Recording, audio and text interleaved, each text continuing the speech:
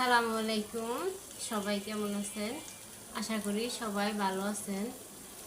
আজকে আমি তেল ছাড়া জলপাইয়ের আচার তৈরি করব। শুধু চিনি দিয়ে আর আস্ত মশলা দিয়ে আমি জলপাইগুলো সিদ্ধ করে পানি ছাইক্কা কড়াইতে দিয়ে দিলাম। আজকে আমি তেল ছাড়া শুধু জলপাই দিয়ে আচার তৈরি করব চিনি দিয়ে। তার জন্য প্রথমে আমি নিয়ে নিলাম জলপাইগুলো।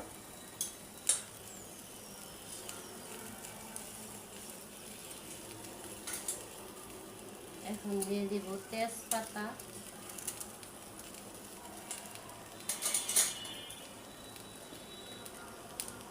হালকা মরিচের গুঁড়া, হলুদ গুঁড়া,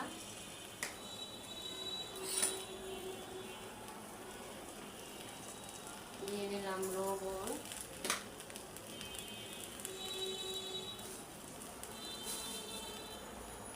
আর দিব 1 চামচ বিট লবণ,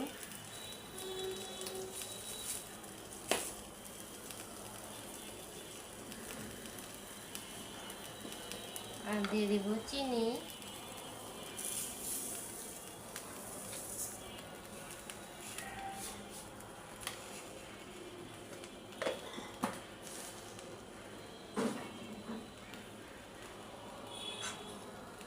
এখন শুধু লাড়া দিব।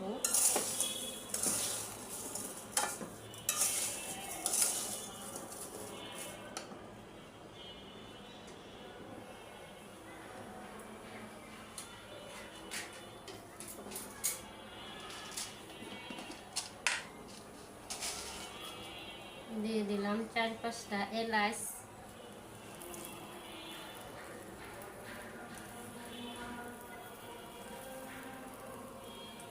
এলাচের মুখ একটু ফাটাইয়া দিলাম হাতে।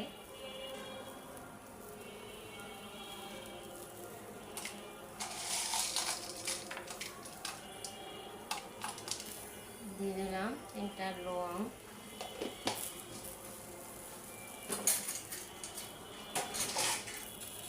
এখন শুধু নাড়া দিব।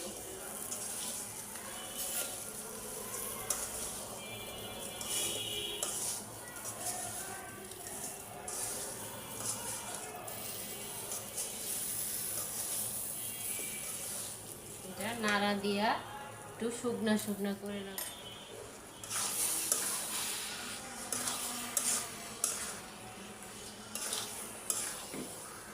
আমার জলপাইয়ের আচার একেবারে হয়ে গেছে। এখন দিয়ে দেবো একটু ভিনেগার।